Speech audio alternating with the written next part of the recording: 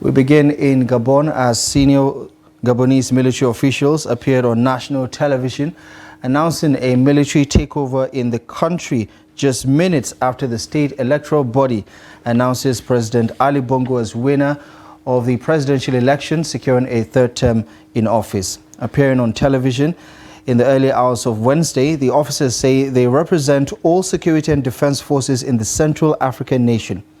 They say the election results were cancelled, all borders closed until further notice, and state institutions dissolved. Loud sounds of gunfire could be heard in the capital, Libreville, according to the Reuters and AFP news agencies reporting after the television appearance. Now, there was no immediate comment from the government of the OPEC member, and there were no immediate reports on the whereabouts of President Ali Bongo, who was last seen in public when he cast his vote on Saturday.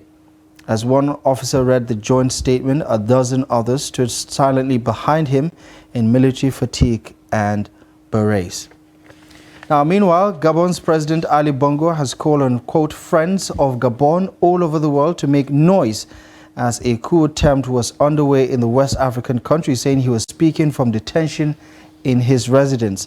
Bongo appeared in a video seated in a chair with a bookshelf behind him. It was his first public appearance since soldiers announced a coup on Wednesday after a televised message where they were, quote, ending his regime. Bongo said he was at his residence and that his wife and son were in different locations.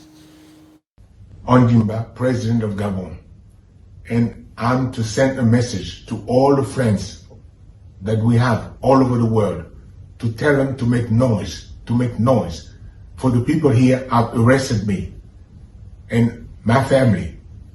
My son is somewhere, my wife is in another place, and I'm at the residence. Right now, I'm in the residence and nothing is happening. I don't know what's going on. So I'm calling you to make noise, really. I'm thanking you. Thank you. Well, that was ousted President of Gabon, Ali Bongo, in detention following his removal. Well, a little earlier, I spoke with Professor Jude Momodu, Director, Center for Peace and Security Studies at the Modibo Adama University in Yola, on the developments in Gabon. More military takeovers in some African countries. Of course, you know that Gabon is a country that has been ruled by the Bongos for almost more than 50 years now.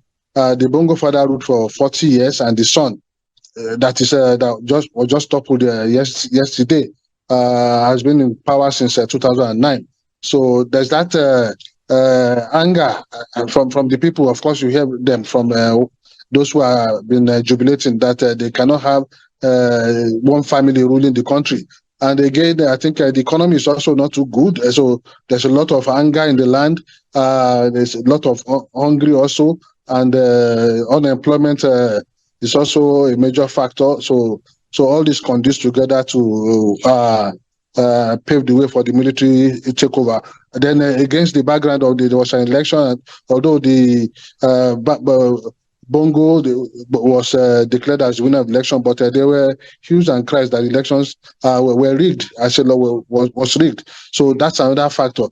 As I said, we should also expect more military takeovers. As long as the African leaders don't fix the issue of governance, there has to be good governance, and they must also know that democracy is what development for the people. Democracy does not mean development in the pockets of the leaders. They must work for the people. Democracy is a tool for providing services to the people. But in the case, what we have had in Africa is that democracy has been serving the selfish need of the leaders. It's already resonating because you see them jubilating and hailing the military for coming to their head to topple the president that they feel that is very corrupt and has not been able to fix the governance issues they have in the country. So again, it's going the same way with what we have seen in Mali, happening in Mali, when there was a military takeover. A lot of people came out and supported the juntas. We've also seen the same thing in Burkina Faso and in Niger and before now. So the question we should be asking that why is it that military takeover? You understand? It's resonating among the citizens. It goes to show that the citizens are not happy with the political leaders, and it's because the political leaders are not governing well to be able to make life meaningful, to provide the basic necessities of life, the essential needs of the people. They have not been able to do that, and that's why people are looking at the direction of the military to come to their aid to see whether they can be able to save them from the hardship that the political leaders have caused to the citizens of those countries that have experienced military takeover.